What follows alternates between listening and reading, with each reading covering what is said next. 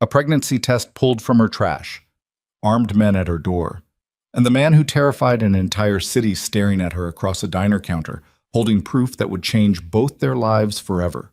She had one night with him, one mistake, and now she was carrying the heir to Korea's most feared criminal empire, which meant she was already a dead woman walking.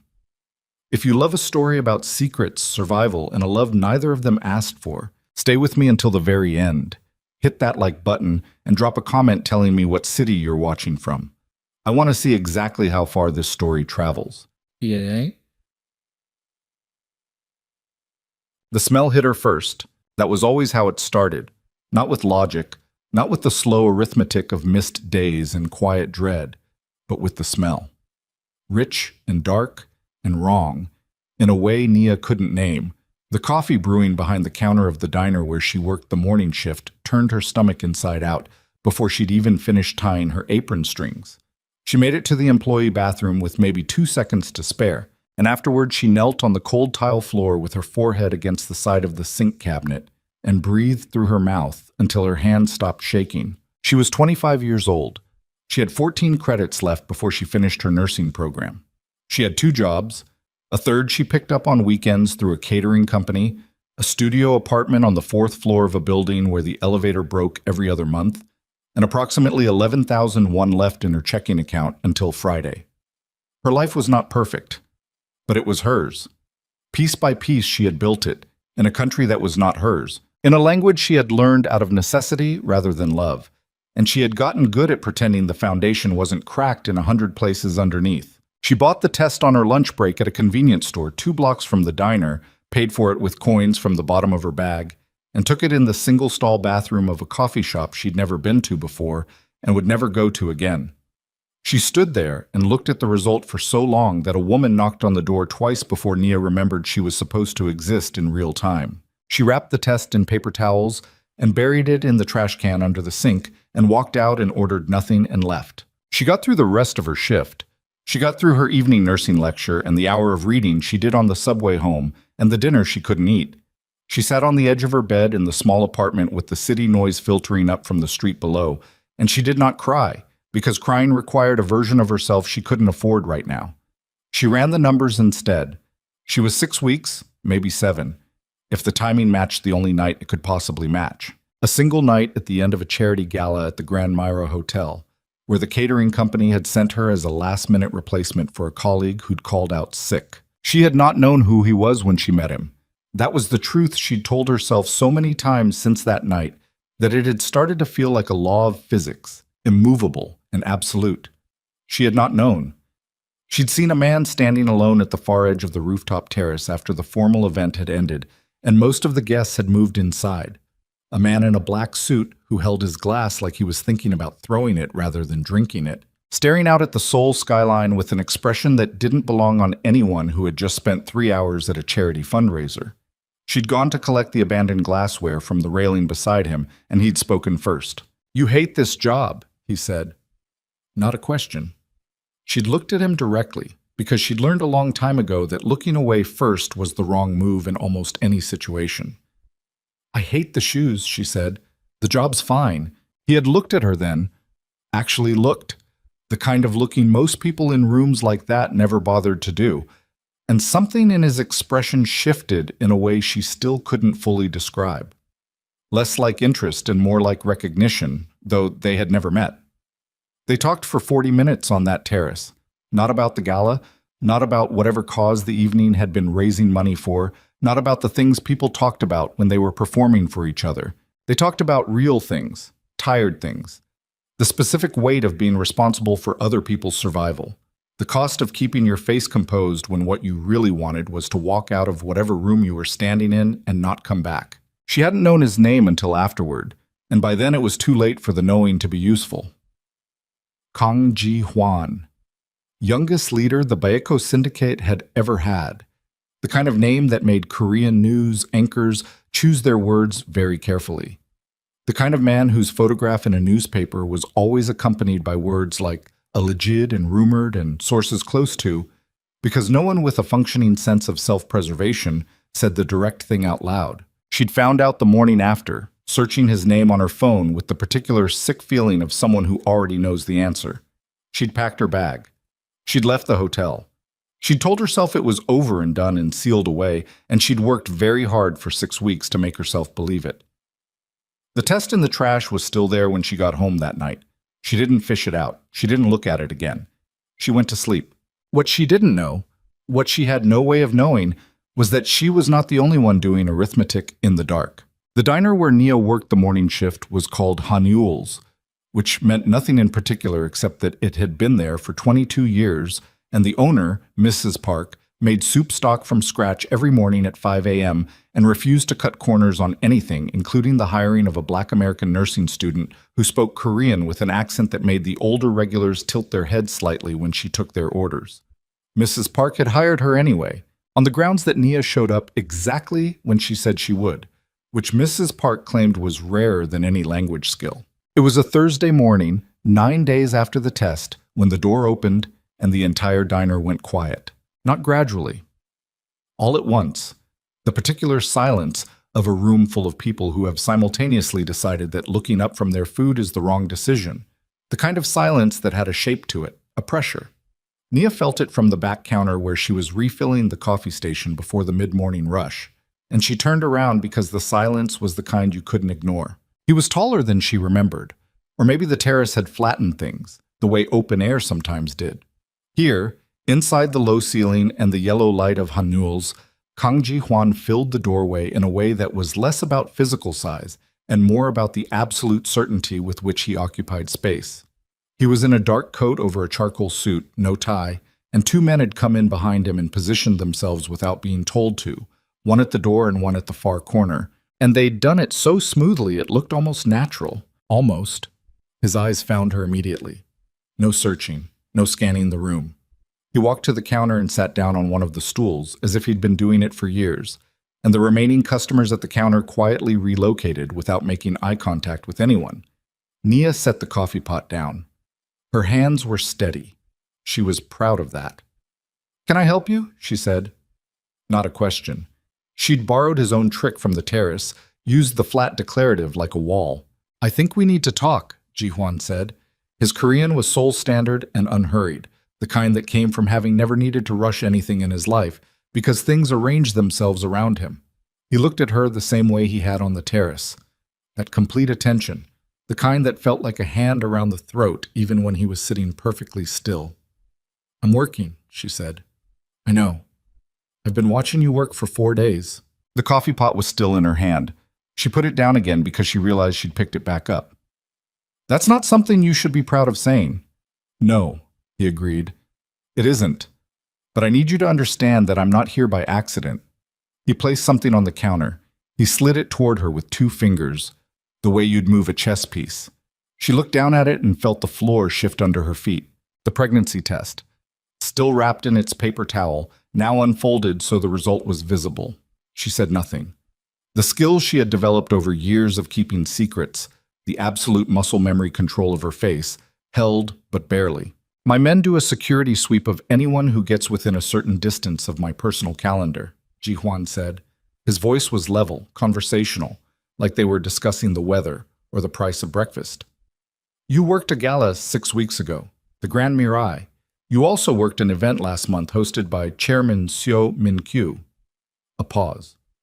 "That's a problem." Seo Min-kyu. The name dropped into the conversation like something thrown from a height, and she watched his eyes for what he was actually saying underneath the words. Because she knew that name. She knew it better than almost anyone in this city, and for reasons that had nothing to do with the Baco Syndicate's internal threat assessments. "I'm a waitress," she said. "I go where the catering company sends me." "Do you?" He didn't inflect it.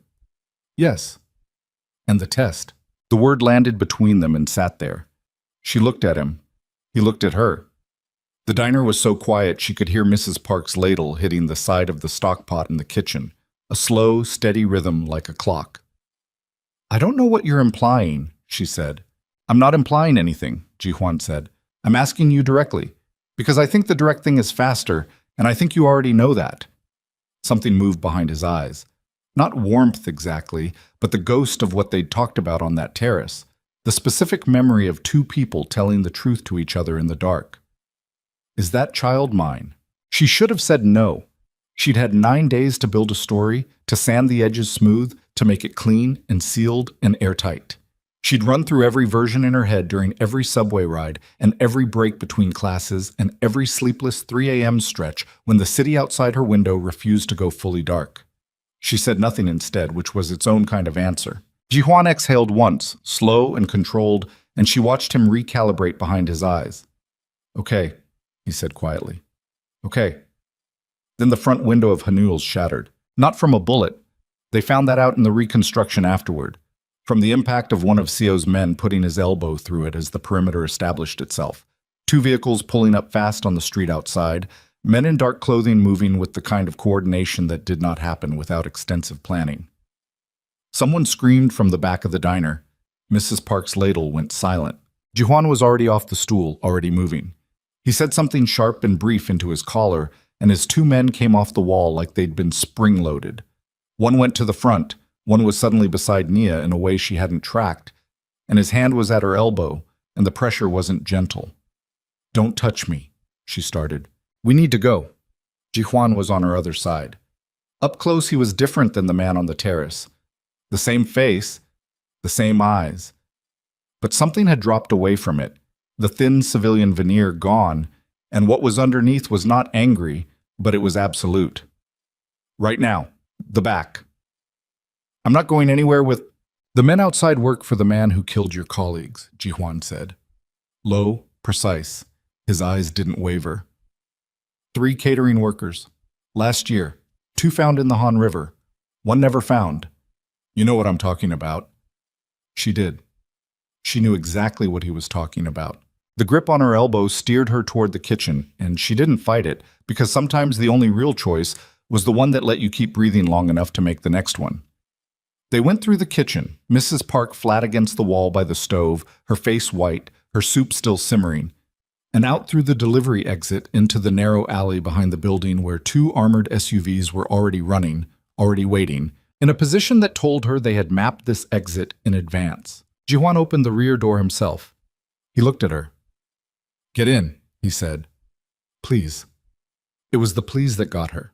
She didn't think a man like Kang Jihuan said please very often. She got in. The convoy moved before the door was fully closed, pulling out the north end of the alley, while the sounds of broken glass and raised voices echoed from the front of the building behind them. And Nia sat in the back seat of an armored SUV with her hands in her lap, and her uniform still on, and her heart beating so hard she could feel it in her teeth, watching Seoul blur past the tinted windows as the city she had built her invisible life inside disappeared behind her. She was not under arrest. She understood that.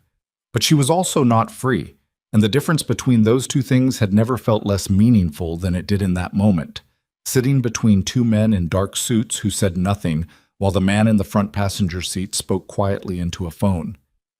In the particular clipped Korean of someone reporting outcomes rather than asking questions, she pressed her palm flat against her own stomach, just for a second, just once. The convoy left the city streets and began climbing toward the hills north of the Han, toward the high walls and the cameras and the layered security of a property she'd heard mentioned only in the context of people trying very hard to never attract its attention. She had spent 2 years working her way carefully through Seoul's criminal ecosystem, collecting evidence in fragments, staying invisible, staying useful, staying alive. She had survived by being nobody, by being the girl with the tray, the girl who refilled your water and cleared your plates and was easy to look past. She had spent 6 weeks telling herself that the one night she had failed to be nobody had left no permanent mark on her life. The SUV turned through a gate that closed behind them with the sound of serious machinery, and Nia stared at the back of Kang Ji-hwan's head and understood, with the absolute clarity that only arrives after it's too late to use, that the mark had been there all along. It was the size of a heartbeat, and it was growing. The gate closed, and the sound it made was final, not loud. That was the thing about serious machinery. It didn't need to announce itself. The hydraulic lock engaged with a low, definitive thunk that Nia felt more in her chest than heard with her ears, and then the convoy was moving again up a paved drive that curved through landscaped grounds she couldn't fully see in the gray morning light, and the city of Seoul was behind a wall, and the wall was behind a gate, and the gate was closed, and that was that. Nobody spoke in the vehicle. One of the suited men to her left was monitoring something on a tablet, his expression the professional blank of someone who had learned to keep his face as uninformative as possible. The other was watching the drive through the windshield with the alert stillness of a man who had never fully relaxed in his life and had made his peace with that. Ji-hwan was in the front passenger seat, and he hadn't turned around since they left the alley, but she could see the line of his jaw in the side mirror, set, controlled, working through something he wasn't sharing with the vehicle. She kept her hands in her lap. She was still wearing her work apron. There was a coffee stain on the left pocket from a spill she'd had 3 days ago that she kept forgetting to address. And she focused on it now because it was concrete and real, and hers in a way that nothing else in this vehicle was. The house, if you could still call it that at this scale, came into view as they cleared the final curve of the drive. Stone and glass, 4 stories, positioned on the hillside with the deliberate confidence of something built to last longer than the people inside it. The grounds were immaculate. 2 men with earpieces stood at the main entrance, and 2 more were visible at the corners of the building, and there were almost certainly more she couldn't see. The SUV stopped. The door opened from the outside before anyone inside reached for the handle. Naya got out. The morning air was cold and tasted like rain coming. She stood on the stone steps and did not look around at the security positions and did not count the cameras she'd already clocked in her peripheral vision, because looking like you were cataloging a location was the kind of thing that made already suspicious men more suspicious, and she had enough problems. Ji-hwan came around the front of the vehicle and stopped a few feet from her. He looked at her in her diner uniform with the coffee-stained apron, and something passed across his face that was gone before she could name it. "Come inside," he said. "Am I being given a choice? I'm asking you to come inside." "That's not the same thing." "No," he said. "It isn't." He held her gaze for a moment and then turned toward the entrance, and after a beat she followed him because the alternative was standing in the cold on his driveway indefinitely, which was a form of choice that wasn't really one either. The interior was warmer than she expected. Not in the decorative sense. The entrance hall was spare, expensive. The kind of space that communicated power through what it didn't bother to include rather than what it showed off. But it was warm, physically, and the floors were heated under the stone, and that small, involuntary comfort made her angrier than almost anything else that had happened this morning, because she didn't want to feel comfortable in this man's house. A woman in her 50s appeared from a side corridor. Not staff, Nia clocked immediately, something more than that, and spoke to Ji-hwan in low, rapid Korean. He responded in 2 sentences, and the woman's eyes moved to Nia with an assessment so fast and complete it was almost surgical, and then she nodded and disappeared again. "Who is that?" Nia said. "Her name is Director Yoon. She runs the household and the internal security for this property." Ji-hwan was already moving toward a set of doors to the left. "She's also the most dangerous person you've met in the last 24 hours. Including you." He pushed the doors open. "Including me." The room beyond was a study or something close to it. A desk, bookshelves, chairs arranged without the performative formality of a room designed to intimidate. Ji-hwan went to the windows. Outside, the grounds fell away toward the city below. Seoul spread out in the gray morning like a circuit board, enormous and indifferent. He turned around. "Sit down," he said. "I'm fine standing." "I know you are." He said it without irritation. "I'm asking anyway." She sat. Not because he'd asked, but because her feet ached from the morning shift and she was pregnant and tired and she was done spending energy on symbolic gestures that cost her more than they cost him. She sat in the chair closest to the door, which was not lost on either of them. Ji-hwan remained by the window. He was quiet for long enough that it stopped being a pause and started being a decision. "Tell me about the CO event," he said. "I told you. The catering company placed me." "And the Grand Mirai Gala 6 weeks ago. Were you placed there too?" She looked at him. "Yes." "By the same company?" "Yes." "How long have you been working for them?" 2 years. Something shifted in the quality of his attention. Not visible exactly, but she felt it. A recalibration. A new weight added to one side of a scale he was running in his head. 2 years, he said. And in 2 years, working through a catering company, you've been placed at how many events connected to the Baiko syndicate? She said nothing. How many? He said again. Still level. Still that same unhurried exactness that was worse, somehow, than raised voices would have been. I don't keep count of who hosts the events, she said. That would be a more convincing answer if you weren't clearly counting right now. She met his eyes. He was right, and they both knew it, and lying about something he could already see was a waste of both their time. Several, she said. The word sat between them. Jihuan crossed the room and sat down in the chair across from her, close enough that this was no longer a conversation happening across a space. This was deliberate proximity, the kind that said he wasn't going to let her manage the distance. He leaned forward with his elbows on his knees and looked at her with an expression that contained no anger, which was somehow more frightening than if it had. I need to know, he said quietly, whether the night we spent together was part of an assignment. The question landed like a flat stone on still water. No splash, just rings moving outward. No, she said. You understand why I have to ask? Yes. And the answer is no. The answer is no. He studied her face for a long moment in the way that people do when they're trying to decide whether they believe something that they very much need to be true. Then he sat back. He ran one hand over his jaw and exhaled through his nose and looked at the ceiling briefly. And when he looked back at her, he was composed again, the mask fully reinstalled, and she wasn't sure if she'd imagined the moment of something human underneath it. You're staying here, he said, for now. I have class on Monday. I'm aware of your schedule. The flatness with which he said it, the casual acknowledgement that her schedule was something he was already in possession of, moved through her like cold water. You have no right to... You're carrying my child, he said. And the men who came through that window this morning answer to a man who has killed people for less reason than what you represent to him right now.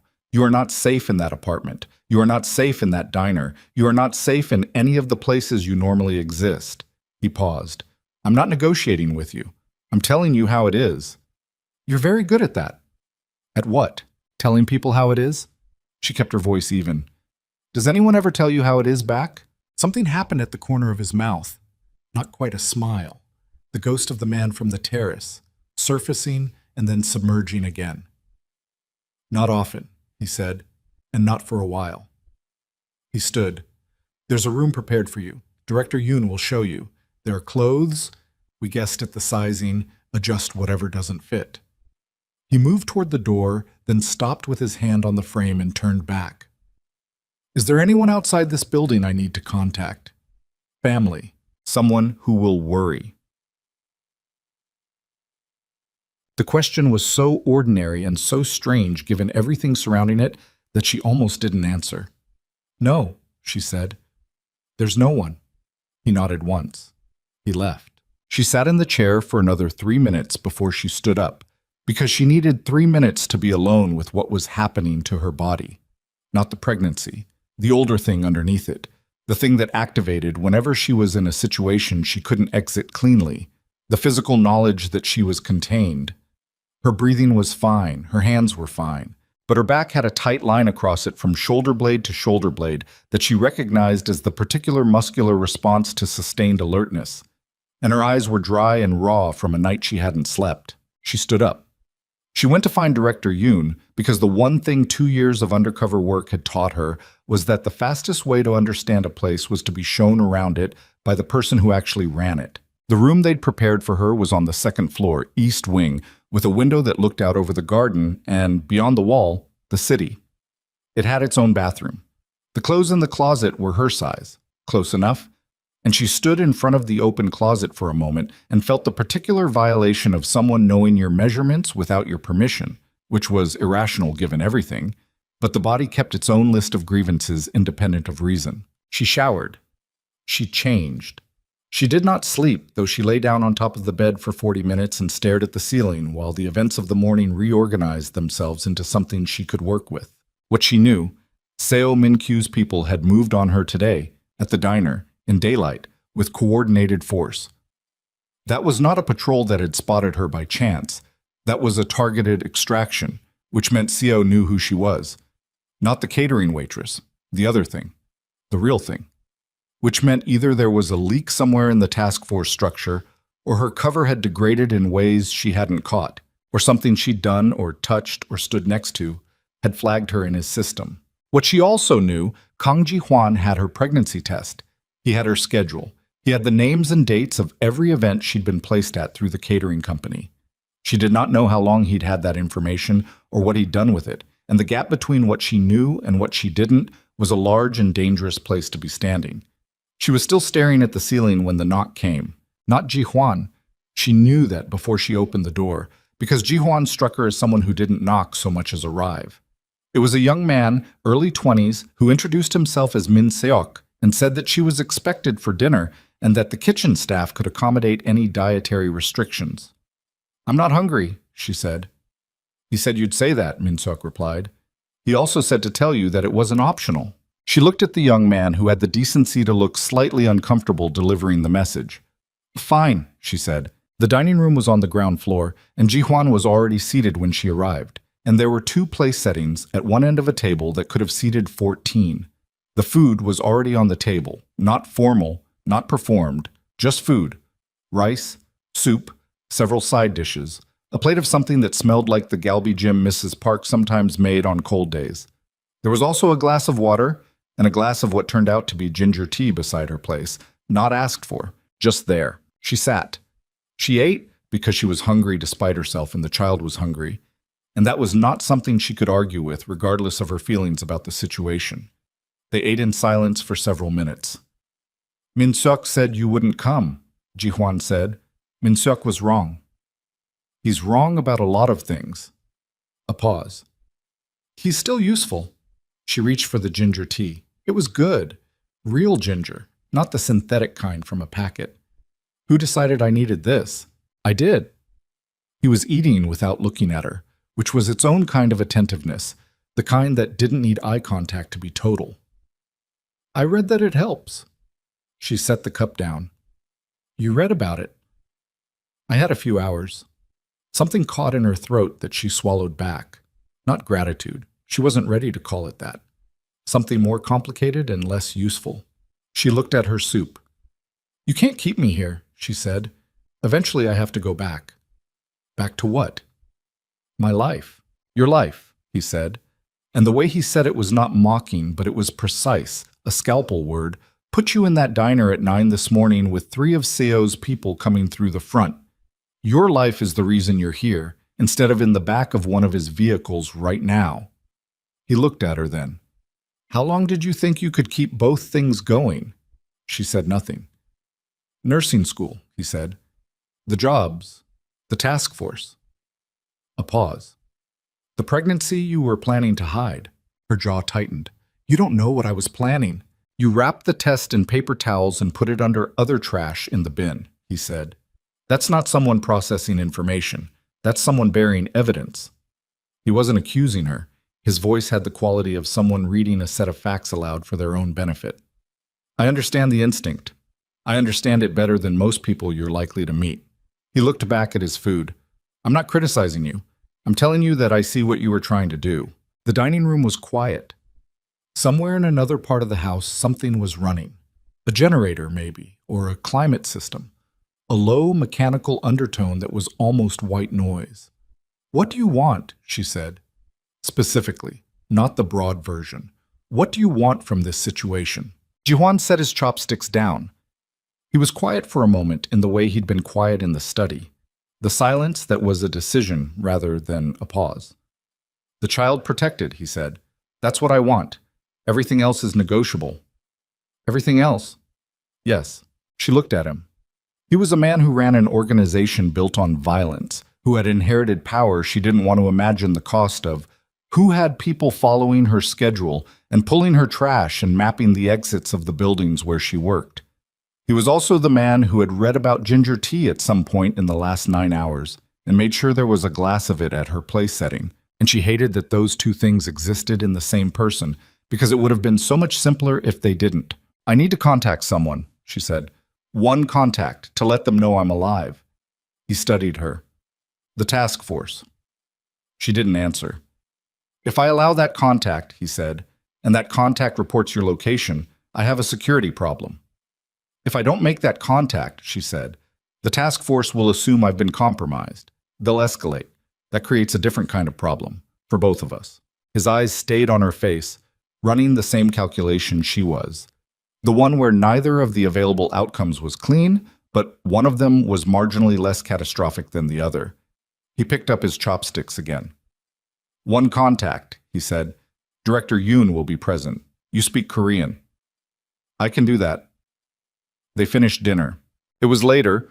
Nearly midnight, the house settled into the particular quiet of a heavily secured property where no one slept exactly, but most people were at rest, that Nia was lying in the dark of her second-floor room when she heard the voices. 2 floors below, muffled through the stone but carrying the acoustic peculiarity of a building this old, where sound traveled in directions the architects hadn't planned for. She couldn't catch full sentences, but she caught cadence and she caught tone. And the tone was not the controlled minimal exchange she'd heard Ji-hwan use all day. This was faster, lower. There was anger in it, the compressed kind, and another voice she didn't recognize answering it. She got up, not to listen more closely.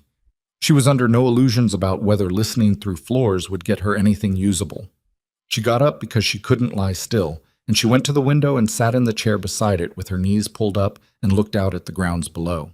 There was movement at the south perimeter. 2 men, then 3, moving between the lights with the deliberate patterns of a security rotation that had been altered, changed from whatever the standard rhythm was to something tighter, more frequent. She watched it for several minutes, and her chest sat heavy with the understanding that whatever had been said in the room 2 floors below her, it had changed something. In the morning, she found out what. Director Yoon came to her room at 7, knocked twice, and entered without waiting for an answer, which told Nia something about how the overnight had recalibrated her status in the building.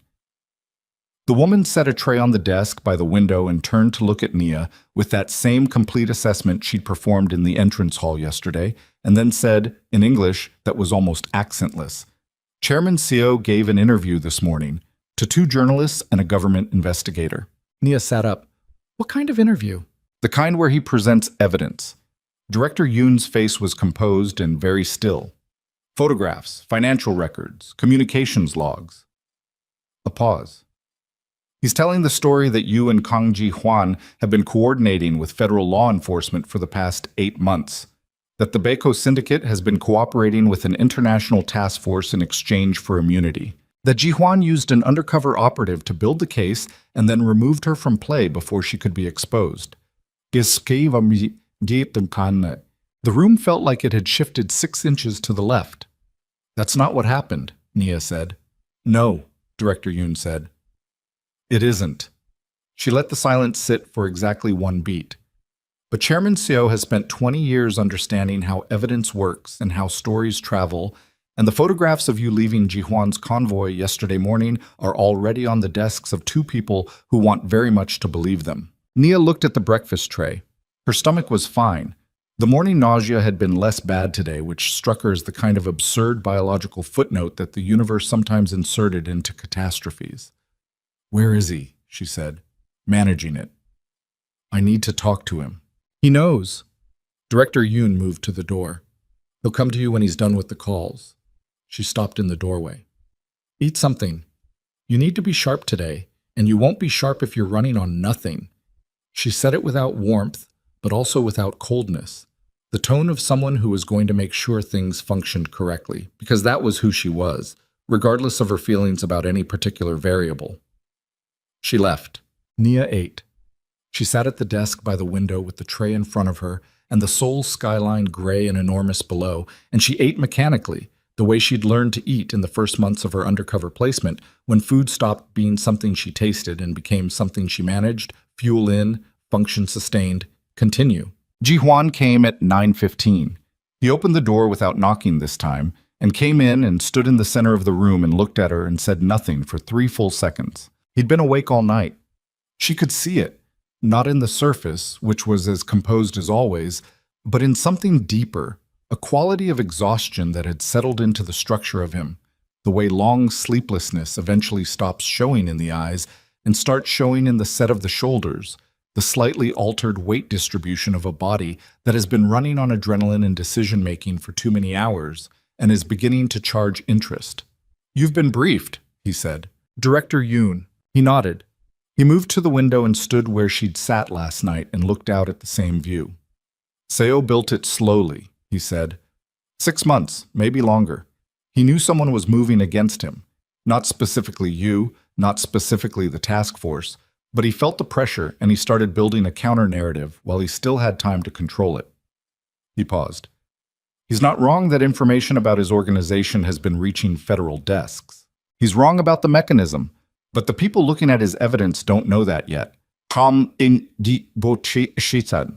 task force will know. The task force currently thinks you've either defected or been taken, Ji-hwan said. Your handler filed an emergency report 4 hours ago. I've had 3 different sets of law enforcement make inquiries with my legal team this morning. He turned from the window. SEO has put us in the same box. You and me. He's framed us as partners in something neither of us did, which means both our organizations are treating us as liabilities, and both the people hunting him and the people hunting me are now pointed at the same target. She understood.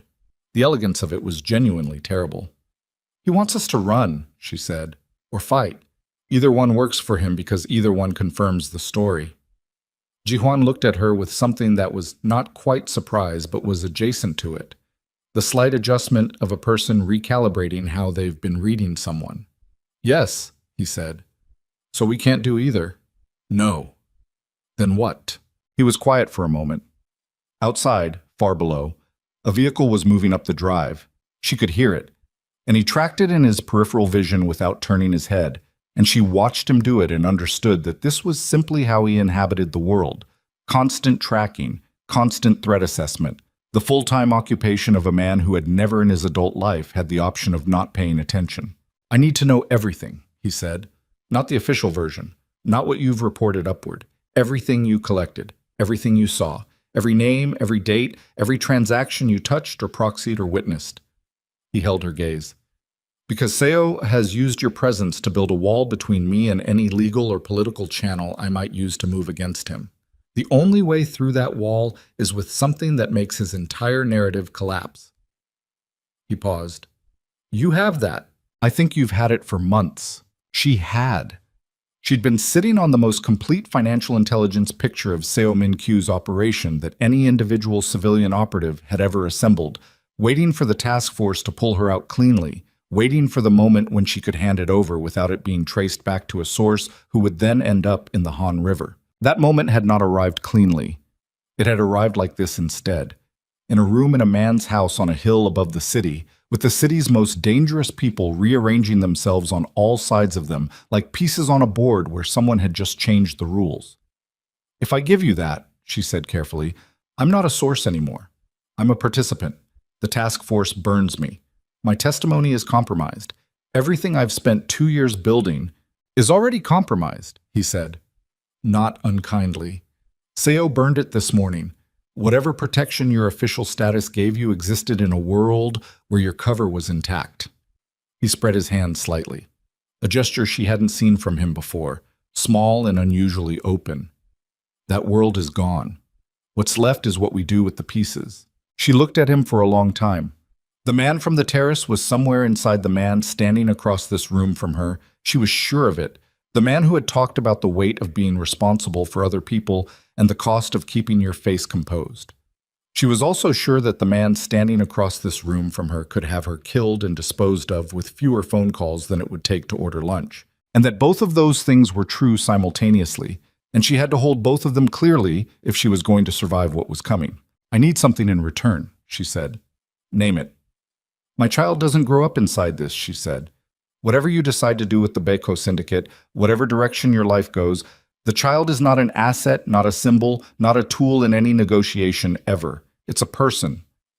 Ji-hwan held her gaze and something moved through his face that was slower and more unguarded than anything she'd seen from him, and he said very quietly, Agreed. She nodded once. She thought about the 2 years. She thought about her parents. She thought about the name she'd stopped using. The name that lived underneath the one on her diner name tag like a current under still water. She thought about the heartbeat she hadn't heard yet, but that was there, undeniably. insistently, making its own argument for the future regardless of what the present looked like.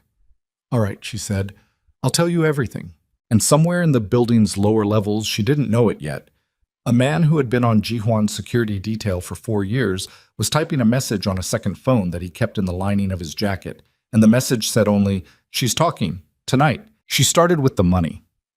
That was always where the real story lived, not in the violence, not in the names and the hierarchies and the territorial arrangements that criminal organizations love to make complicated, but in the money, because money was the one thing that couldn't lie, even when everyone around it was lying constantly. Numbers didn't have loyalty. They didn't have fear.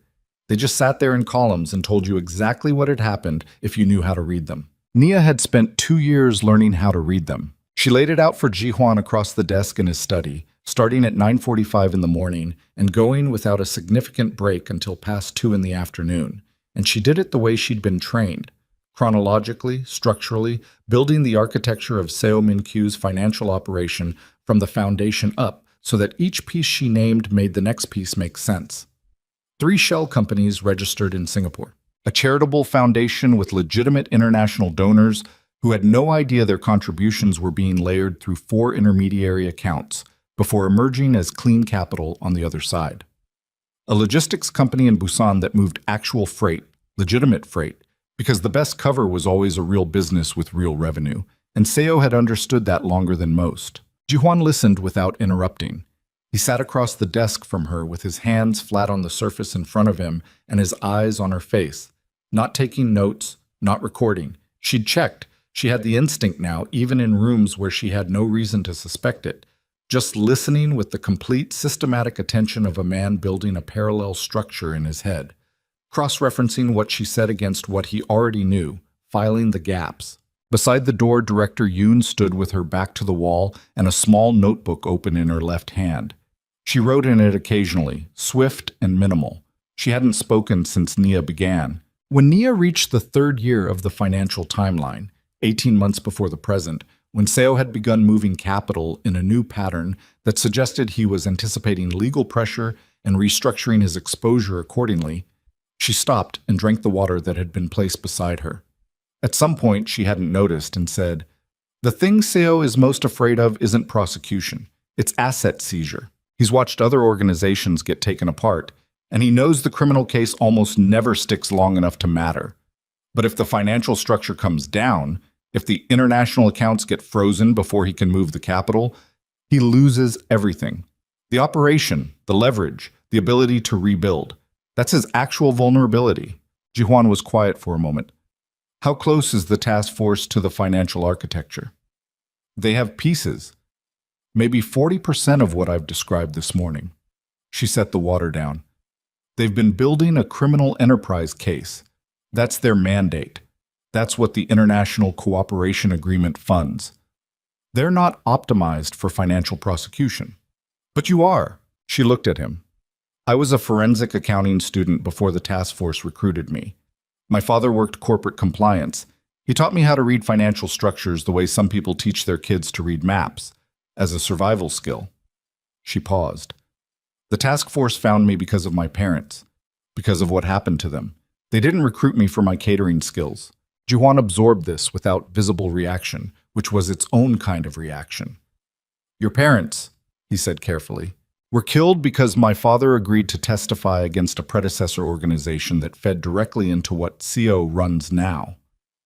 She said it flat and clean, the way she'd learned to say it, not because it didn't hurt, but because letting it hurt in front of people was a vulnerability she couldn't afford, and she'd made that calculation so many times it had become automatic.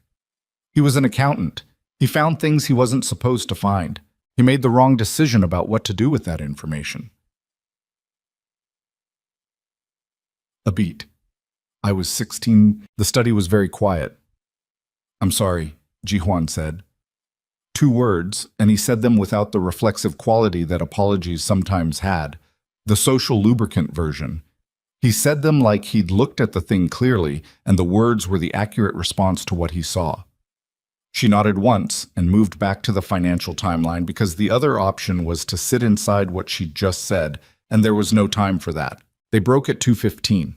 Jihuan left to make calls, and Nia went back to her room and lay on the bed and closed her eyes and didn't sleep. She listened to the building instead, the movement of security rotations outside, the low register of voices from somewhere below, the particular silence of a heavily managed space where everything had a reason. She was nearly asleep, finally, at 3:42, when Director Yoon knocked and opened the door without waiting. "Get up," the woman said. Her voice was different, stripped down to something flat and operational in a way that activated every alarm Nia owned simultaneously. She was upright before she'd consciously decided to move. "What happened?" "One of our internal communications was intercepted this morning." Director Yoon was already moving back into the corridor. "We found the source 20 minutes ago." A pause just long enough to carry weight. "Ji-hwan needs you downstairs." The room they went to was not the study.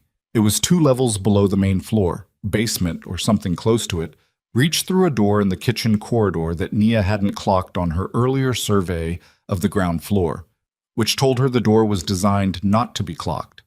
The stairwell was narrow, and the light was different down here, cooler and more functional, the aesthetic language of a space not meant for guests. The room at the bottom had 3 men in it besides Ji-hwan, and a 4th man sitting in a chair in the center of the space with his hands bound behind him in a way that wasn't rough, but was completely unambiguous. The 4th man was young, mid-20s, close to Nia's age, with a face that had recently been composed and was now failing to maintain that composure under the weight of being the only person in the room sitting down. Min Seok, the same young man who had knocked on her door last night to deliver the dinner summons. Ji-hwan was standing to the left of the chair. He had removed his jacket and his sleeves were turned back once at the cuff, and he was looking at Min Seok with an expression that Nia had not seen on him before. Not anger, something more controlled than anger, something that anger eventually becomes when it has been compressed long enough and has nowhere left to expand. He looked up when she entered. "I need you to hear this," he said. She came into the room and stopped. She looked at Min Seok, who looked at her, and she watched him register something in her face and look away. "Tell her," Ji-hwan said, not loud. Min Seok's jaw was working. He was a young man who had recently made a catastrophic decision and was now in the process of understanding its full dimensions, and the process was visible in every muscle of his face. "I passed your location," he said. His voice was mostly steady. "Last night, after the dinner, I told them you were talking to her, and that she was going to give you the financial intelligence." "Who?" Ji-hwan said. "Seo's people. The liaison I've been running for." He stopped, swallowed. 14 months. The number dropped into the room and rearranged everything. 14 months. Which meant Min Seok had been inside Seo's network for over a year, moving through Ji-hwan's household, his security rotation, his daily structure. 14 months of information. 14 months of whatever conversations he'd been present for, whatever movements he'd logged, whatever timing he'd reported. Nia looked at Ji-hwan and found him already looking at her, and she understood what she saw in his face. Not betrayal, because a man like Ji-hwan had been betrayed enough times that it had a specific recognized quality by now, but calculation. The rapid reworking of a landscape where 14 months of his operational security had to be considered compromised, and everything built on it had to be reevaluated from the ground up. "What exactly did you tell them last night?" Nia said. Her voice came out level, which surprised her. Min Seok looked at her. "That you'd agreed to talk, that Ji-hwan was getting the intelligence this morning, that it was the financial architecture, the Singapore accounts, the Busan logistics front, the layered foundation." She felt the floor of her stomach drop away from the rest of her. Not because of the breach itself, but because of the timing. Because she had spent 4 hours this morning laying out the precise structure of the intelligence she'd spent 2 years collecting, and every word of it had been flowing from this building into Seo's awareness in something close to real time. Which meant Seo had known, from the moment she'd said yes to Ji-hwan, exactly what was coming at him. Which meant he'd had 12 hours to begin moving capital, restructuring access, sealing the specific accounts she'd named. "He's already moving it," she said. Not a question. Ji-hwan's expression confirmed it. "How much?" she said.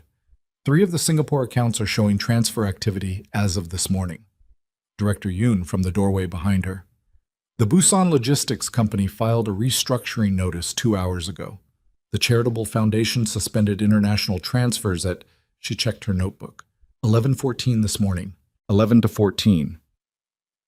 While Nia had still been in the middle of describing it, while she'd been sitting across from Ji Huan building the case brick by brick, thinking she was building a weapon, Xiao had been dismantling the target. She stood in the center of the room and did not move for a moment because she needed that moment to absorb what had happened to her. Not to them, not to the operation, but to her specifically. 2 years. The apartment and the diner and the nursing classes and the weekends in hotel ballrooms collecting glassware and memorizing faces. Her father's careful voice teaching her how the numbers told the truth, even when the people didn't. The task force handler, who had recruited her at 19 with a careful, sympathetic speech about justice and impact and making her parents' deaths mean something. All of it aimed at this, at a complete financial exposure of the man responsible. And it had been in Seo's hands before she'd finished the sentence. "Get out," Ji Huan said to the room. Not to her. The men against the walls filed out. Min Seok was escorted by 2 of them, still in his chair until someone lifted it, moved without drama or excessive force, just removed. Director Yoon closed the door from the outside. Ji Huan sat down on the edge of a table along the wall and looked at Nia and said nothing, which she understood as the offer of a moment she could use however she needed to. She used it to breathe. 4 slow counts in, hold, 4 out. The method her nursing program instructor called the physiological sigh. And what Nia had always privately called the technique for when you need your hands to stop shaking before anyone sees them shake. "How much did he move?" she said. "Enough. The Singapore accounts held the primary reserves, whatever we might have been able to freeze through a legal mechanism in the next 72 hours. He shook his head slightly. "He's been running parallel contingencies for months. The restructuring notice for Busan was pre-drafted. He just had to file it. So the financial case is gone. The financial case as it existed this morning is gone," he said. "Some exposure remains. The layering through the foundation left traces that a good forensic team could still work with, but the clean, complete structure you had..." He paused. "He knew you were the threat. He's been maneuvering against you specifically since before you were placed at the Grand Mirai Gala." She looked at him. "What do you mean?" Ji Huan's expression shifted. Not the mask going up. The opposite, something coming down from behind his eyes, something he was choosing to say instead of contain. "The gala 6 weeks ago," he said. "The catering placement wasn't random. I've had 2 of my analysts looking at the chain since yesterday. The company that placed you, the request for a replacement for that specific event came from a third-party coordination firm. That firm received a request from a contact who traces back to a communications node that Seo's organization has used before. The room was very quiet. "He put me there," she said. The words came out slower than she intended, each one arriving separately because her brain was processing what they meant in sequence rather than all at once. "He put me at the Grand Mirai. He arranged for me to be your waitress. I think he needed you in proximity to me for a reason he'd been building toward," Ji Huan said.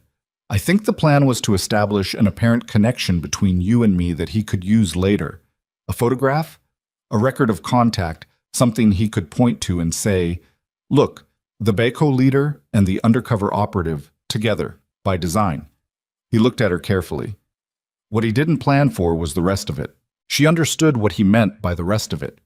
The terrace, the conversation, the night that had followed and what that night had produced, and the fact that she was standing in this room with his child growing in her, and both their operational landscapes collapsed around them because a man who had murdered her parents had been running a chess game that neither of them had known they were pieces in. She sat down on the floor.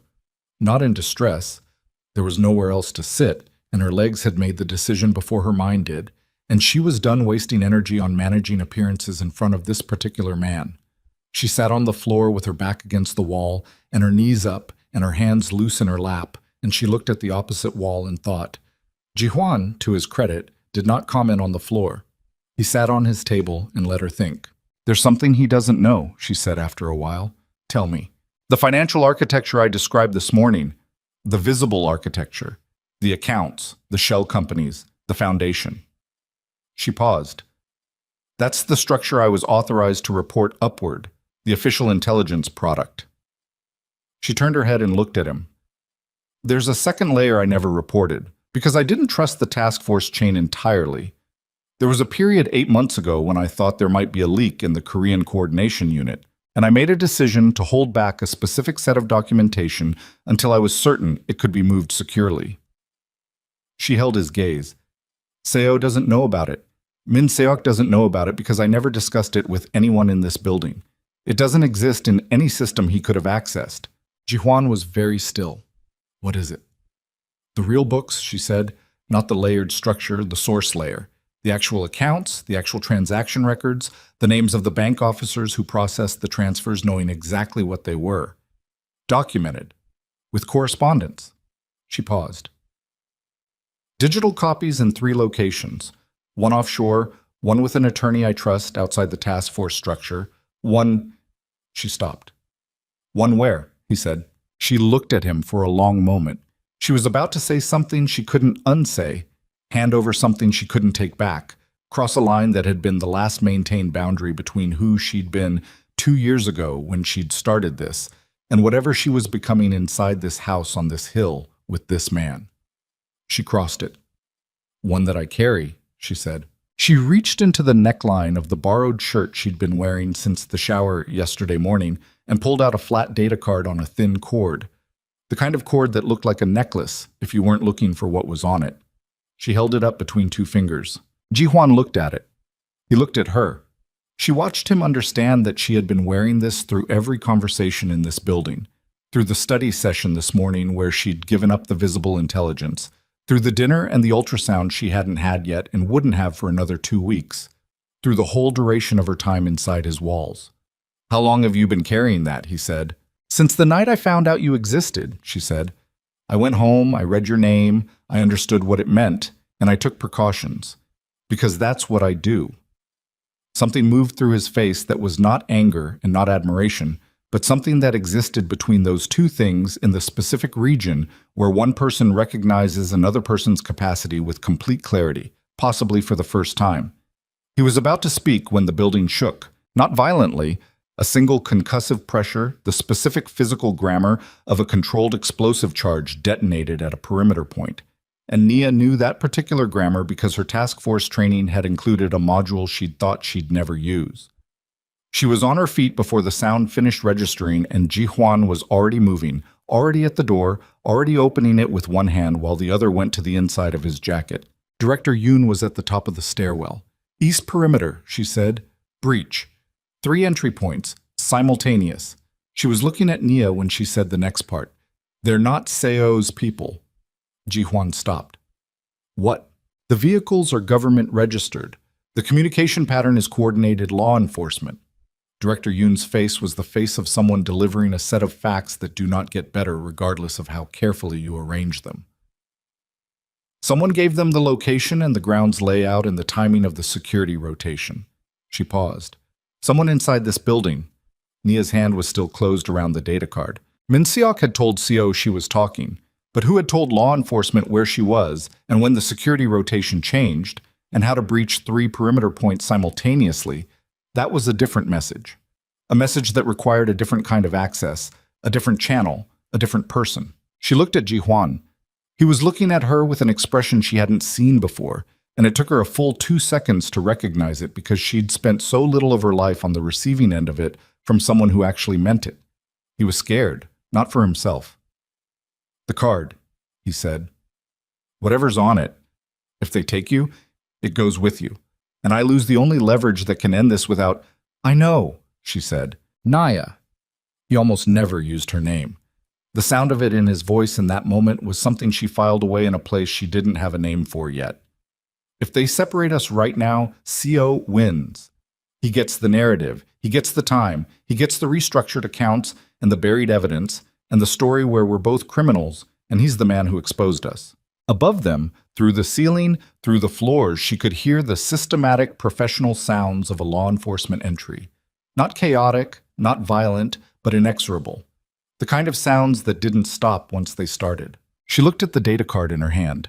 She looked at the man in front of her, who had pulled her out of a diner and locked her in a house and learned about ginger tea, and agreed without hesitation when she said their child would never be used as a tool, and who was standing in a basement corridor with law enforcement breaching his perimeter and was scared for her and was not pretending otherwise.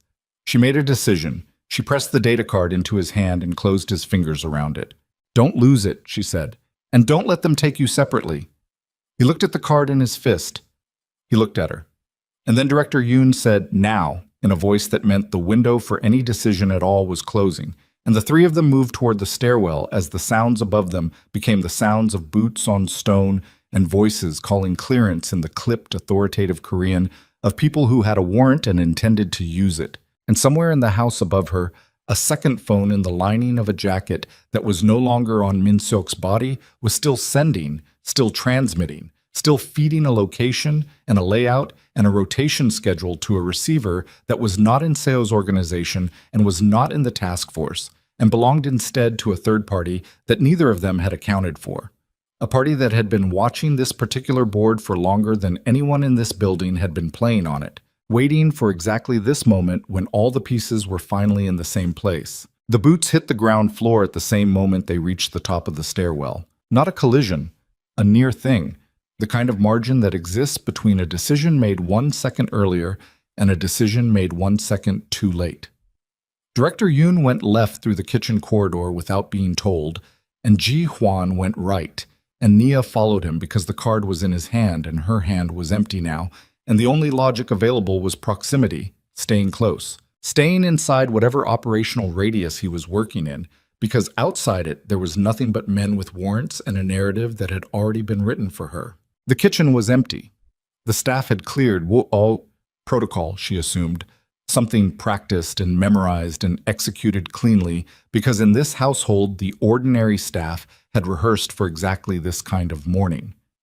Ji-hwan moved through the space without hesitation, not running, moving at the specific controlled pace of someone who understood that running looked like guilt and walking looked like purpose. And purpose was the thing that made law enforcement hesitate for the 2-second interval that sometimes made all the difference. The hallway off the kitchen opened to a service corridor, and the service corridor ended at a door she hadn't seen before. Not hidden exactly, set flush with the wall and painted the same color. The kind of door that disappeared in plain sight because nothing about it announced itself. Ji-hwan had a key.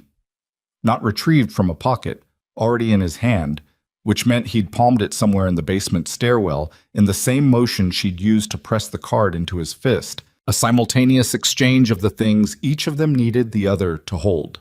The door opened into a narrow passage between the main structure and what appeared to be a utility building, generator housing maybe, or storage, and the outside air hit her cold and sharp, and she breathed it through her mouth and kept moving. The passage was barely shoulder width. The stone on both sides was damp. Above them, through the gap of open sky at the top of the passage, she could see the gray morning light beginning to thicken toward something darker. The weather that had been threatening since dawn finally deciding to arrive. Ji-hwan stopped at the end of the passage. He pressed his back to the stone and looked out at the grounds. Maybe 3 seconds of assessment, his eyes moving in a pattern she recognized from her task force surveillance training, the systematic sector-by-sector sweep of a person who has learned not to trust peripheral movement. Then he pulled back. 2 at the east gate, he said. His voice was barely above nothing. 1 at the vehicle bay. The others are inside. He looked at her. Are you all right? I'm fine, move. He moved. They crossed the open ground between the utility passage and the east perimeter wall in the interval between the 2 positioned officers' sight lines. She counted the seconds, felt the exposure in her shoulder blades like a physical pressure, and reached the wall without being called at.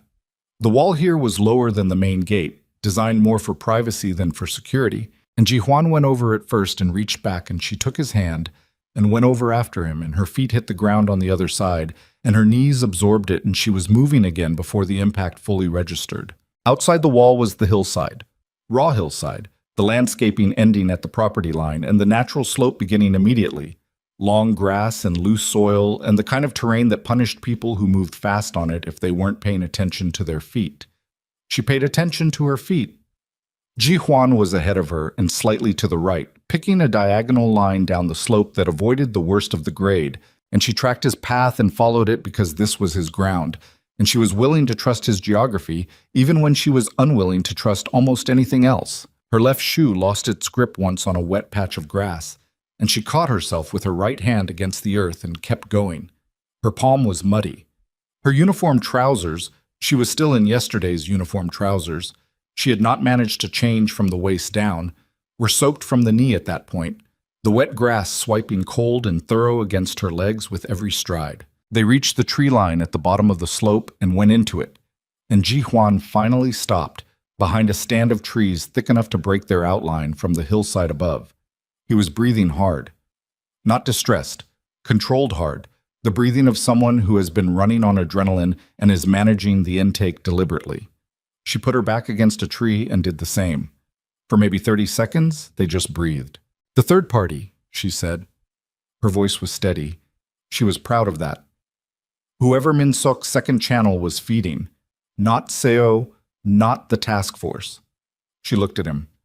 "Do you know who?" Ji Huan's jaw was tight. He was looking back up the hill through the trees, watching the property line. "I have a suspicion," he said. "I've had it since Director Yoon said the breach points were government registered." "Tell me." "There's a unit within the National Investigation Bureau," he said, "not the standard organized crime division. A parallel structure, Geese, smaller, better resourced, functionally autonomous. They've been building a case for 3 years that isn't about prosecution. It's about replacement." He looked at her. "The goal isn't to eliminate the Baeko Syndicate or Seo's organization. The goal is to control both, to insert their own people into the power vacuum and manage the criminal infrastructure as an intelligence asset." She absorbed this. It had the specific texture of a thing that was more plausible than it should have been, which in her experience meant it was probably true. "Min Seok was theirs," she said. "I think Min Seok started as Seo's," Ji Huan said, "and was flipped somewhere in the last several months by this unit. Dual reporting. Feeding Seo enough to stay useful to him, and feeding the Bureau enough to stay protected." A pause. "He wasn't just a leak. He was a managed asset inside my own household." She thought about the young man in the chair downstairs, the face trying to hold composure and failing. She thought about the years it took to build that kind of double architecture, the maintenance cost of it, the daily performance of loyalty in 2 directions simultaneously. She understood the exhaustion underneath it, even as she understood that the exhaustion changed nothing about the damage. Her phone was upstairs in the room they'd prepared for her. She had nothing on her person except the clothes she was wearing and the specific knowledge she'd been carrying for 2 years, which was not nothing, but it was also not a way to make a phone call or verify whether Director Yoon had gotten clear or whether the task force was on its way, or whether Seo Min-kyu was watching all of this unfold from whatever comfortable remove he'd arranged for himself. Ji Huan reached into his jacket and produced a phone she hadn't seen him carrying. Compact, unremarkable. He was already dialing before she could ask who. The call connected in 2 rings. He said 4 words in Korean too low for her to catch, and listened for a long time and said nothing further, and ended the call. "Car," he said. 20 minutes. North side of the hill, the road that runs parallel to the property line. He looked at her. "Director Yoon is clear. She's already moving." She exhaled once. "And the data card?" He held it up between 2 fingers. Exactly the way she'd held it in the basement corridor. The mirroring was not lost on her. "Still here," he said. "We need to get it to someone who can use it, Iset," she said. "Not the task force. Not through official channels, not now, not until we know how deep the Bureau penetration goes in the coordination unit." She was thinking out loud, and she knew it, and she let herself because there was no one here but him and the trees and the approaching weather. "There's an international financial crimes prosecutor, Swiss-based. She runs a multi-jurisdiction unit that operates outside Korean domestic law enforcement channels. My task force handler mentioned her once, about 14 months ago, as the person who had the mandate and the infrastructure to actually do something with source-level financial documentation." She paused. "I've been holding the card back for her specifically. I just never had a secure enough path." Ji-won was looking at her the way he'd looked at her in the basement corridor when she'd told him she'd been carrying the card since the night she found out who he was. That complete recalibrating attention. "You've had an exit strategy this entire time," he said. "I've had a destination," she said. I've been waiting for a path. Is there contact information for the prosecutor? I have a memorized protocol, an email format, and a verification sequence that would authenticate me as a legitimate source without identifying my location or origin. She paused. I need a secure device and a connection that isn't traceable back to this hill. Ji Huan pocketed the phone and the card together. 20 minutes, he said. Then we move. The 20 minutes were the hardest, not because of the physical conditions. Though the temperature had dropped and the rain had started, a light, persistent rain that soaked through her shirt inside of 5 minutes and settled cold against her back and shoulders. Not even because of the sounds from the property above. The coordinated movement of a law enforcement operation in progress. Occasional radio communication carrying down the hill in fragments. The distant percussion of vehicles repositioning on the drive. The hardest part was the stillness inside the waiting itself. She stood beside a tree in the rain on a Korean hillside, and she thought about her father. She thought about the specific quality of his hands when he was working. Large, careful hands that moved precisely over documents the way other people's hands moved over instruments, the whole body listening. She thought about what he had found and what he had decided to do with it, and what that decision had cost him and her mother and the version of her life that had existed before she was 16. She did not think about whether she was making the right choice. She had learned a long time ago that the right choice and the available choice were two different categories, and that spending energy on the gap between them was a luxury she had never been able to afford. The car arrived at 18 minutes, not 20. A dark sedan, domestic make, nondescript in every way that mattered. The driver was a woman Nia hadn't seen before, 50s, who did not speak or make eye contact when they got in, simply drove. They went north and then west, away from the hill, into the city's middle geography. Not the high commercial districts, not the dense residential streets, but the in-between zones where light industry and transit infrastructure created the kind of ambient visual noise that cameras had trouble resolving. The driver pulled into a parking structure on the 4th level and stopped and stayed in the car. Director Yoon was already there, standing beside a second vehicle, dry and composed in a way that suggested she'd made better time than the hillside had allowed. She had 2 bags with her. She handed one to Ji Huan without speaking and extended the other toward Nia. Inside Nia's bag, dry clothes, her size, uncanny. A phone, still in its packaging. Cash, a small medical kit.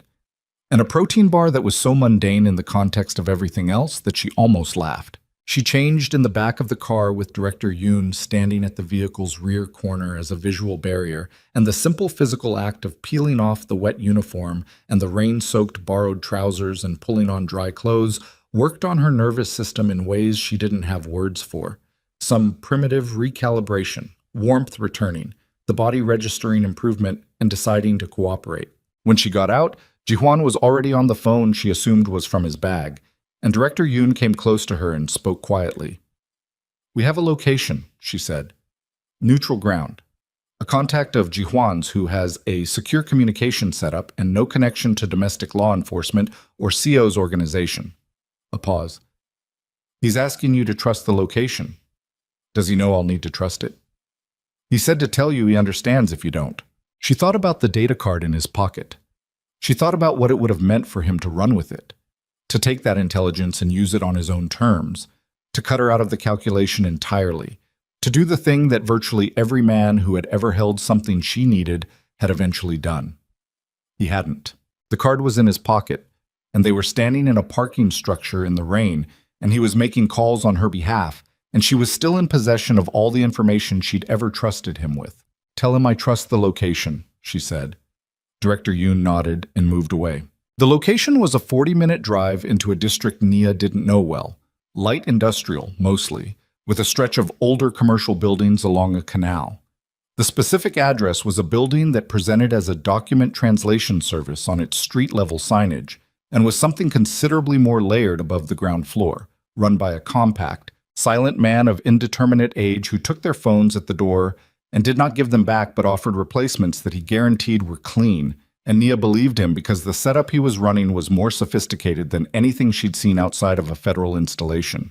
He had a workstation in a back room. He set it up without being asked and left them in the room and closed the door. Nia sat down. Ji Huan stood behind her and slightly to the left, close enough to see the screen but not crowding the space, which she understood as deliberate. The data card went into the port on the reader the man had left beside the workstation. She typed the email format from memory, 12 years of her father's voice in her head telling her that the numbers don't lie if you don't let them. That documentation is the only argument that can't be shouted down. And she attached the files and she typed the verification sequence into the body and she looked at the send button. "Once I do this," she said, "it's in motion and it doesn't stop." "I know," Ji-hwan said. "For you too. Whatever comes from this, the exposure, the legal proceedings, the attention on Bayako, I know what it means," he said. "Send it." She sent it. The cursor blinked in the empty compose field for a moment, and then the sent confirmation appeared, and then it was done in the quiet, anticlimactic way that enormous things often were.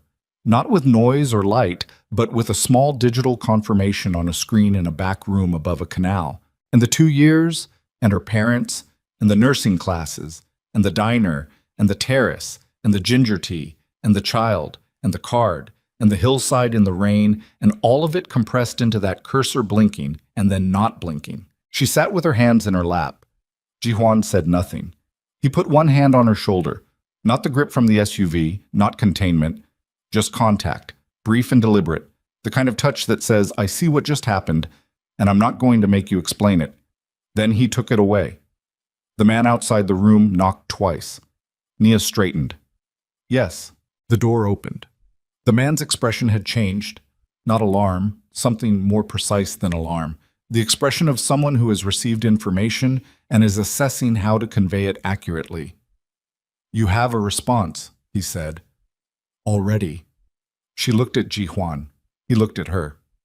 "Already," she said. 40 seconds after transmission. The man came in and turned the second monitor on the workstation toward her. "It's not from the Swiss prosecutor." On the screen was a single line of text. No header, no identifier, no origin information that the man's systems could resolve. A clean anonymous relay, the kind that costs significant money and expertise to run. The line read, "We have been waiting for this. We have your parents' original testimony. All of it. Come to the address below, both of you, or it disappears by morning." Below the text was an address. Seoul Central District. A building she knew, not personally, but by name, by reputation, by the specific category of events it hosted. The Grand Mirai Hotel, the rooftop terrace, the same terrace where they had met. Ji-hwan read it over her shoulder and she heard his breathing change.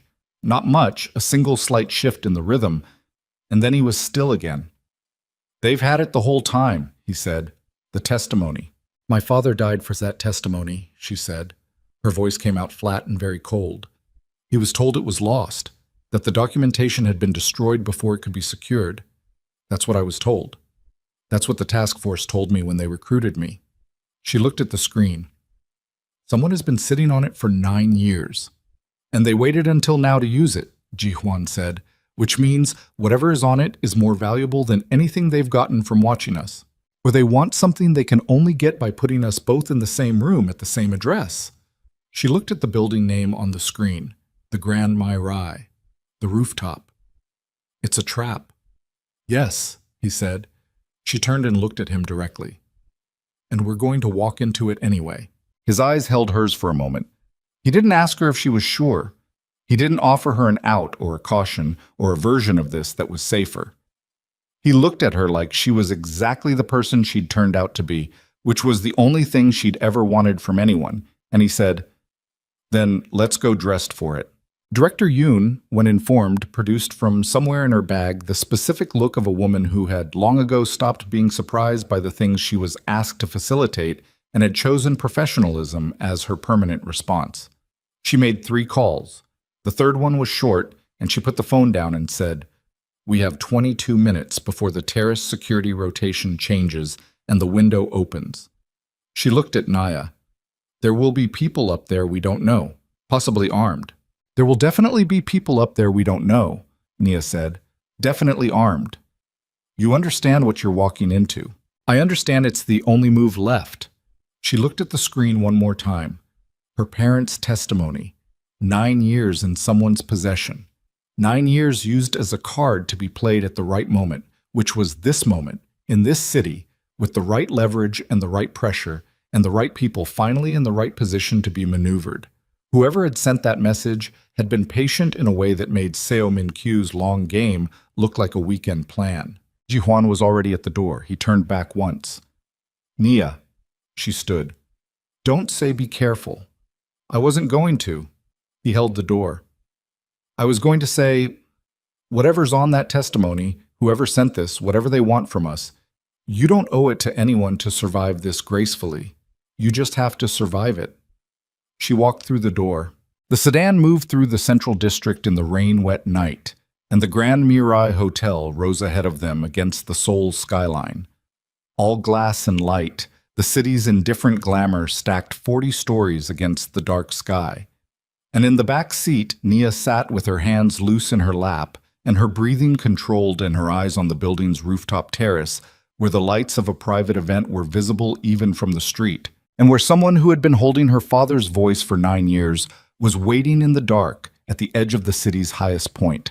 The Grand Mirai's service entrance was on the north side of the building, a fact Nia knew because she had used it 11 times across various catering placements over 2 years, and the muscle memory of that knowledge operated independently of everything else happening in her nervous system as she walked through it now with Ji-hwan one step behind her and Director Yoon somewhere in the building's exterior, managing whatever could be managed from outside. The service elevator smelled exactly the same as it always had: industrial cleaning fluid and the faint residual warmth of food transport. She stood in it and watched the floor numbers rise and thought about the first time she'd ridden it, 23 years old, 2 weeks into her placement, still learning how to make her face do nothing when it wanted to do something. 38, 39, 40. The elevator opened into the service corridor on the top floor, and she stepped out, and Ji-hwan stepped out behind her, and the sounds of the event on the terrace filtered through the walls. Not a party, not the ambient noise of a gala, but something smaller and deliberate. The controlled acoustic register of a private gathering with specific attendance. "How many people do you think?" she said. "The message specified both of us," Ji-hwan said quietly. "Whoever sent it wanted control of the variables. Small room, maybe 10, maybe fewer. Armed. Some." She looked at the door at the end of the corridor. Beyond it was the terrace. The same terrace, the same view, the same railing where 6 months ago a man in a black suit had said, "You hate this job," and she had told him the truth about her shoes, and they had talked for 40 minutes about the weight of being responsible for other people's survival. She had a strange, sideways thought that the person she'd been that night would not recognize the person standing in this corridor right now. And then she had the immediate correction, that the person standing in this corridor right now was exactly who she'd been that night, just more visible. She pushed the door open. The terrace was not lit the way it had been for the gala. No string lights, no caterers, no formally dressed guests arranged at tables. It was lit by the ambient glow of the city below and 4 standing lamps positioned at the corners. And in the center, arranged around a single table with 3 chairs, were 6 people. She clocked them in 2 seconds. 4 stood against the perimeter at measured intervals. 2 men, 2 women, professional stillness, the specific body posture of people who were armed and expected to be read as armed, and were comfortable with that expectation. One sat at the table, a man she didn't recognize, 60s, silver-haired, the kind of stillness that came from spending decades in rooms where other people were louder and learning that quiet was the most powerful register available. And one stood at the railing, Seo Min-kyu. He was smaller than she'd expected. She had built him over 2 years into something architectural, a force, a structure, the embodied weight of everything that had been done to her family. And the man at the railing was 5'9" and slight, and wore a suit that fit perfectly, and looked at her with the specific expression of someone who has been anticipating a meeting for a very long time and is running the complex internal arithmetic of whether the reality measures up to the preparation. Ji-hwan stopped beside her. She felt him clock the room the same way she had, felt the adjustment.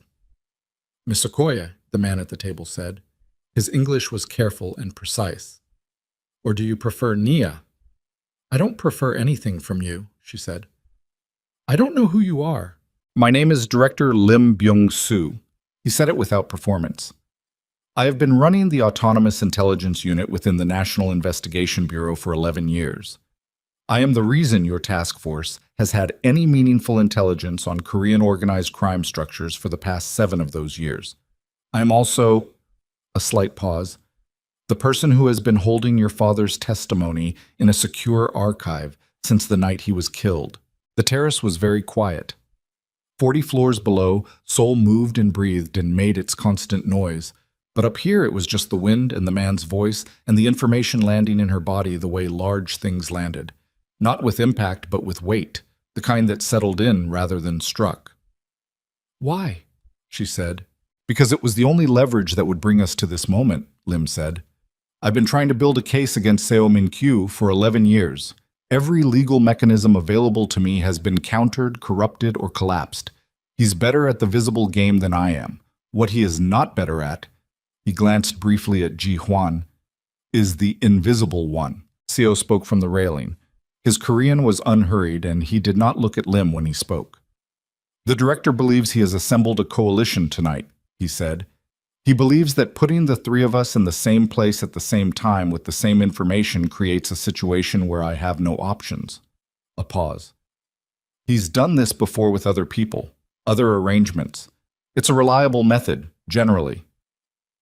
He looked at Nia then, direct and without the affectation she'd expected, without the operatic malevolence she had built around his face in the dark rooms of her imagination over 9 years. He looked at her like a man looking at a problem he had studied for a long time and found genuinely interesting. "Your father was a very thorough accountant," he said. Something in her chest contracted to the size of a fist. "Don't," Ji-hwan said. One word, beside her, low. "I'm not insulting him," Seo said. He seemed almost surprised. "I'm not capable of insulting a man for being competent.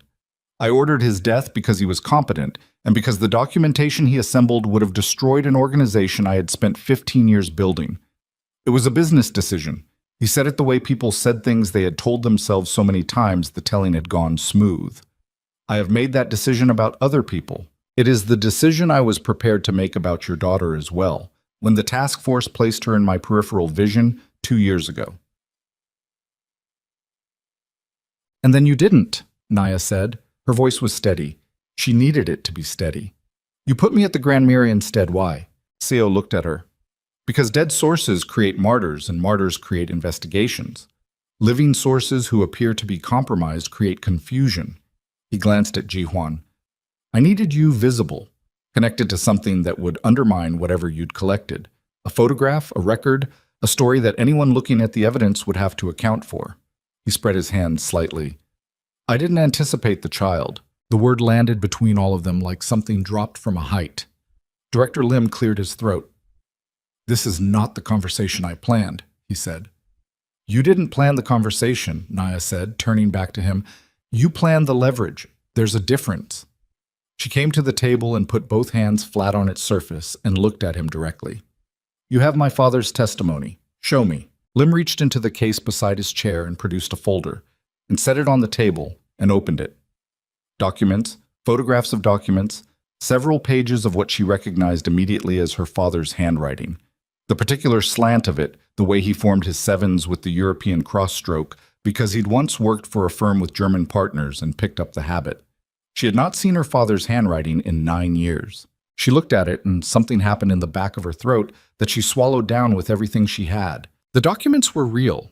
She knew his handwriting, and she knew his methodology, and the documentation was as complete and as structured as she'd always believed it would be.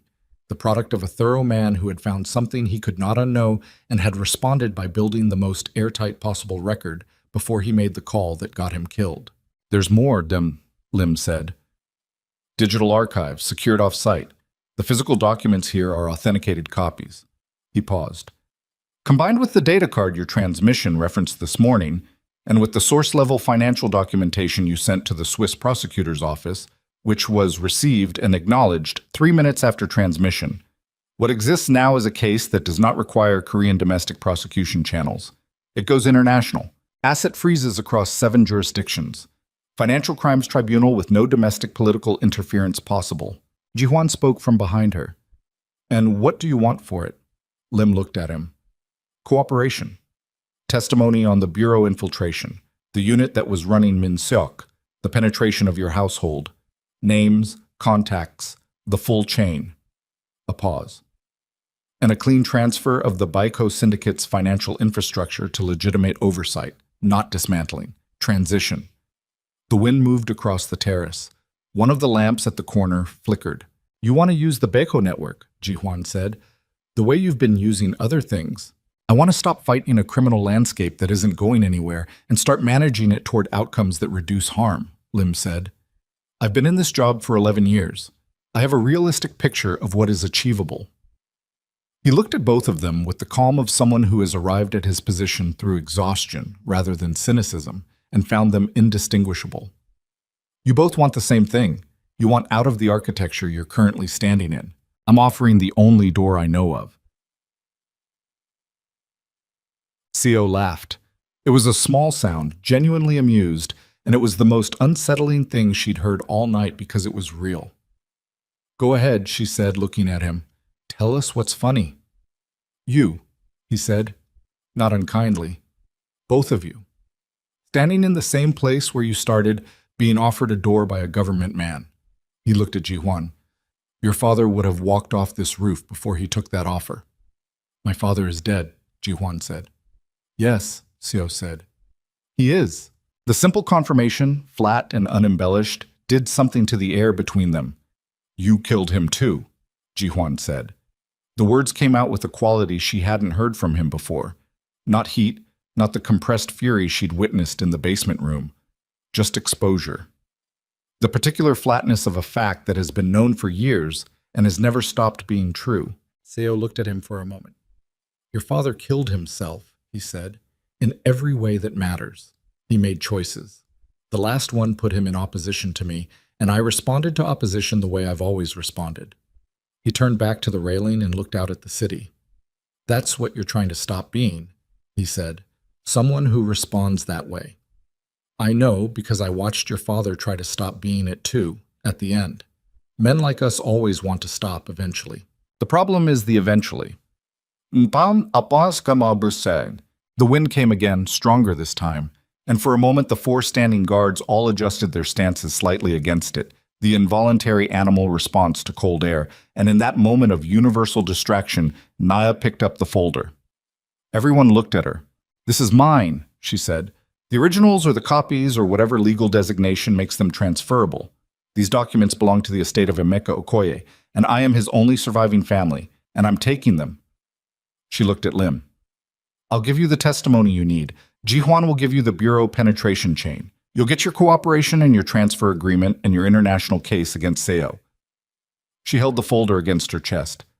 But this goes home with me, and the terms of any agreement we reach are negotiated with legal representation and documented and signed by people in daylight, not arranged on a rooftop at midnight like something none of us want to have to explain later. Lim looked at her for a long moment. Then he said, Agreed. She turned to Seo. This was the part she had not planned, because there was no plan that accounted for what it felt like to stand in front of the man who had ordered her parents killed and find him human-sized. She had imagined this moment in many different configurations over 9 years, and in none of them was he slight and still and vaguely tired-looking in a well-cut suit at a railing with the city behind him.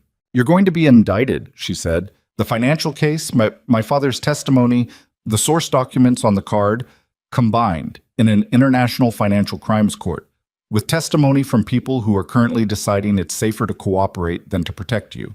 It will take time. It won't be clean. But it will happen. Seo looked at her. I know, he said. I want you to know that it's his work that does it, she said. My father's. The accounting he did, the methodology, the documentation he built before you killed him. That's what closes this. Not me, not Ji-hwan, not the bureau. She held the folder. Him. Something happened on Seo's face that she was not expecting and would spend a long time afterward failing to categorize. Not remorse. She did not believe he was capable of the specific variety of pain that remorse required. But something. A recognition, maybe.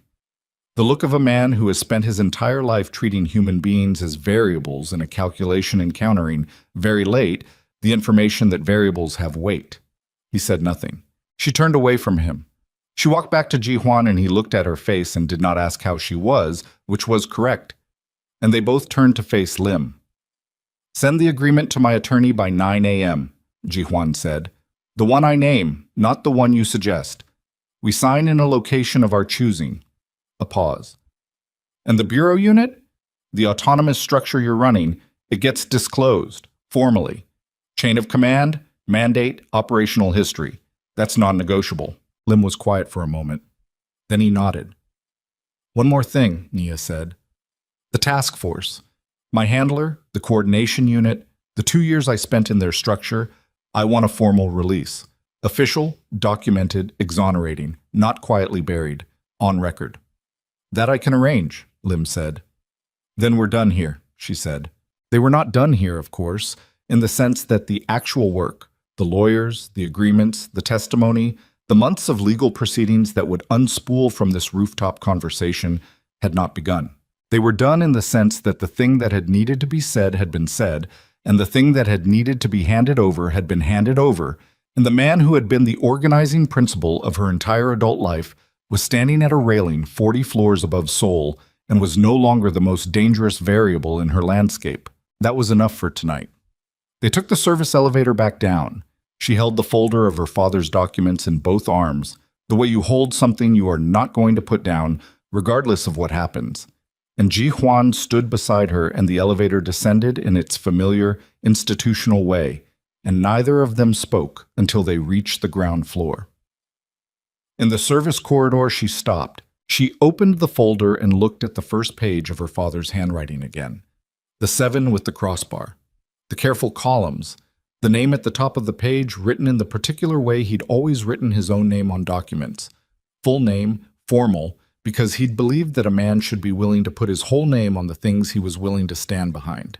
Emeka Okoye. The date. The beginning of the thing that had cost him everything and had taken 9 years to reach the people who needed it. Ji Huan was watching her. She felt it without looking up. "He finished it," she said. Not to Ji Huan specifically, to the corridor, to the document, to the version of herself that had been 16 and had been told the work was lost. He finished it before they got there. He had time to finish it. "Yes," Ji Huan said. She closed the folder. She pressed her hand flat against the cover for a moment, just once, then tucked it back under her arm. They walked out. The months that followed were not clean. She had known they wouldn't be, and she had made her peace with that understanding in advance, which was the only preparation available. The legal agreements took 11 days to finalize. The attorney Ji Huan named was sharp and relentless and made Lim's team revise the cooperation terms 3 times before she signed off. And Naya sat in those revision meetings with the folder on the table in front of her and her hands quiet in her lap and spoke when she had something specific to contribute and stayed silent when she didn't. And by the end of the 3rd session, the attorney looked at her with the expression of a professional, recognizing a methodology she respected. The Swiss prosecutor's office acknowledged the data card transmission formally on the 4th day. The source-level financial documentation initiated asset freeze requests across 4 of the 7 jurisdictions within 72 hours of receipt. The Singapore accounts, the ones Seo had moved capital from in the hours after Min Seok's first message, were partially frozen. He'd moved faster than the legal mechanism could follow, but not fast enough. And what remained was sufficient to anchor the international case. Seo Min-kyu was indicted on a Tuesday, 6 weeks after the rooftop meeting, by a financial crimes tribunal that operated outside the reach of the domestic political contacts he'd spent 20 years cultivating. He did not flee. She had expected him to, had spent time preparing for the possibility that he would disappear into whatever contingency structure a man of his resources maintained. But he didn't. He appeared at the tribunal representation hearing with his attorney and sat with the particular stillness she'd observed at the railing and said very little. She would understand later, when the full scope of the asset freezes became clear, that there was nowhere particularly comfortable left to flee to. The money that had made him untouchable had become, in the end, the most precise instrument of his containment. The Bureau infiltration disclosure took longer. Lim honored the agreement, but honoring it cost him in ways that were visible in the months of procedural fallout. The internal investigation, the two senior NIB officers suspended pending review, the parliamentary inquiry that generated 3 weeks of news coverage and resolved into recommendations that would take years to implement. Lim himself survived it, which surprised her and probably shouldn't have. Men who had been running autonomous intelligence structures for 11 years tended to be skilled at surviving the exposure of autonomous intelligence structures. She filed that observation away without judgment and moved on. Min Siok cooperated fully with the investigation into the bureau unit. His cooperation agreement reduced his exposure significantly, which was the mechanism designed for exactly this, and which she found she could not spend energy resenting because the mechanism had produced what it was meant to produce. He was 24 years old. She did not know what he would do after. She hoped, without particular investment in the hope, that he would find a way to use what remained of his life that cost fewer people than the years he'd already spent had cost. Her task force release came through on a Wednesday morning, emailed to her attorney, formal and documented, and on the record exactly as she'd required. She read it sitting in the second-floor room of the estate. She had stayed through all of it, because the estate was the safest location available, and because the practical argument for leaving had not materialized, and because she had stopped managing her own feelings about why she was still there and had allowed the simpler truth of it to exist without requiring justification. She read the release, and then she put her phone face down on the desk and sat looking out the window at the garden below. The city was visible beyond the wall in the middle distance, the same sprawling circuit board she'd watched from this window on the first morning. It looked exactly the same. That was always the disorienting thing about resolution. The geography stayed identical while everything inside it reorganized, and the world kept going with the particular indifference of a place that had not needed you to finish before it continued. Ji-hwan knocked. He waited. "Come in," she said. He came in and stood by the door and looked at her by the window with the folder on the desk beside her, and she looked at him. They had been having the careful, structural conversations of two people managing a complicated situation for weeks. Logistics, legal proceedings, security arrangements, the ongoing medical appointments that her pregnancy now required, and those conversations had been real and necessary, and had slowly, beneath their practical surface, become something else as well. The way conversations between people sharing close proximity under sustained pressure sometimes do. She said, "I got the release." "I know," the attorney called. He came into the room and sat in the chair by the desk. He looked tired in the specific way he'd looked tired on the rooftop at the Grand Mirai, the exhaustion that had settled into his structure rather than his surface. "How do you feel?" "Like I've been holding a breath for 2 years and I'm not sure my lungs know what to do with the exhale," she said. He was quiet for a moment. "What do you want to do?" "About which part?" "Any of it." He looked at her directly. "Everything is in motion. The legal structure is holding. Your official status is resolved. The threat picture has changed substantially." A pause. "You have options now that you didn't have 3 months ago." She understood what he was asking. She'd been waiting for him to ask it, not impatiently, just aware that it would come, that a man like Ji-hwan would eventually arrive at the question with the same directness he applied to everything else. "You mean, do I stay?" "Yes." She looked out the window. Below in the garden, 2 of the security detail were walking a perimeter check with the unhurried pace of people working a low-alert rotation. And the difference between watching that same garden under the high-alert conditions of the first weeks and watching it now was something she could feel in her own body. A different quality of attention, a different weight in her shoulders. Things had become, by increments, less like a siege. "I've been thinking about what I want to do with the forensic accounting background," she said. "I've been a nursing student because nursing was practical, and it kept me mobile and it fit the cover. But the accounting, the financial investigation work, that's what I'm actually good at. That's what my father taught me." She paused. "There are organizations, international, that do legitimate financial investigation work, asset recovery, anti-corruption work. I've been in contact with the Swiss prosecutor's office. They've indicated an interest in consulting arrangements for people with source-level field experience." Ji-hwan was listening with his hands resting on his knees and his eyes on her face. "I want to finish the nursing program," she said. "I'm 14 credits away, and I started it, and I'm going to finish it because I said I would, and because I think there's a version of the work I want to do where it's useful." She paused again. And I want the child to grow up with both parents present, not as a contractual arrangement, not managed from a distance. She turned from the window and looked at him. I want to stay, she said, not because there's nowhere else to go, because this is where I'm choosing to be. Jihuan looked at her for a long time. Not the calculating assessment she'd first catalogued across a diner counter. Something quieter than that.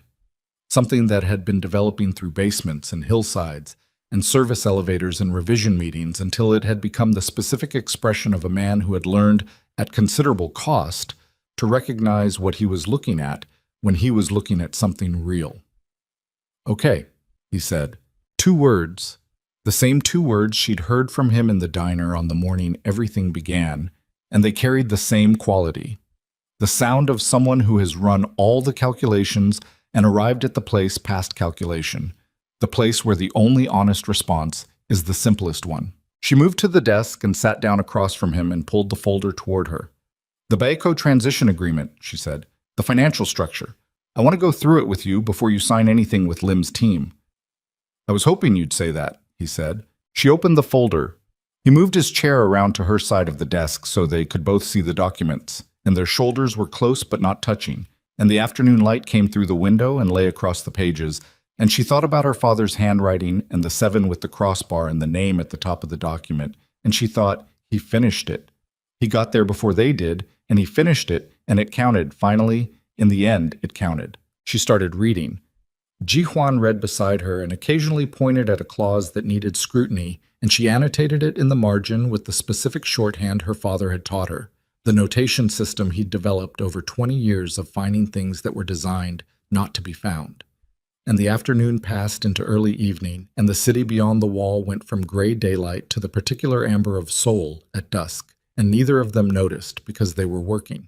Actually working, side by side at a desk with a problem in front of them that they were capable of solving together. 7 months later, in a hospital room with the city visible through the window, a child was born. She was small and alert, and she looked at the light above her with the expression of someone encountering a large, complicated world and finding it, provisionally, interesting. The nurse placed her in Nia's arms, and Nia held her and looked at her face and felt the specific quality of that moment, not the triumphant version, not the version where everything that had happened dissolved into an uncomplicated joy, but the real version, the one where all of it was still true and still costly, and the child was here anyway, present and alive and entire, arrived into a world that owed her nothing and that she owed nothing back to yet. Jihuan sat in the chair beside the bed. He was not composed. She had seen him composed in every condition available to a human being, and he was not composed now, and she was glad of it. Glad that this particular thing had gotten through the layer of management and produced the thing underneath, the unguarded version of his face that she had come to understand was the truest one. He held his daughter with the careful, slightly over-deliberate grip of a man who had never held an infant and was treating their responsibility with the same total seriousness he brought to everything, which made her eyes sting in a way she didn't manage and didn't try to. Mina, he said. Kang Mina. The name they had agreed on 3 weeks ago, sitting at the desk with the transition documents and a separate conversation beginning quietly alongside the work. The child looked at him. Unimpressed, possibly. Curious, definitely. Outside the window, Seoul did what Seoul did. Enormous and lit and ongoing, the city moving through its circuits with the indifference of something built to outlast any individual story. Somewhere in the city's legal architecture, Seo Min-kyu's tribunal proceedings were scheduled to resume on Monday. Somewhere in the international financial system, frozen assets were in the slow process of being assessed for recovery. Somewhere in a secure archive, the full documentation of Emeko Okoye's work lived in a form that would now be entered into an international legal record, the thorough man's thorough work finally standing in the room it had been built for. Nia looked at her daughter. She thought about what she would tell her someday, about where she came from and what had been paid for the world she was being handed. She would not make it simple. She would not make it clean. She would tell her that the people who love you sometimes make decisions that cost more than they understand at the time, and that the cost doesn't cancel the love, and the love doesn't cancel the cost, and that the only real response to being handed an imperfect world is to work on it, carefully, thoroughly, With your name on the document and your eyes on the numbers and your understanding of what you owe to the people who came before you held clearly enough that you can carry it forward without being crushed by it. That was for later. For now, she held her daughter in a hospital room while the city moved outside and the man beside her said his daughter's name again, quietly. The way you say something you are still in the process of understanding is real. Mina. The beginning of a different kind of story, built on the ruins of everything that had been paid to make space for it.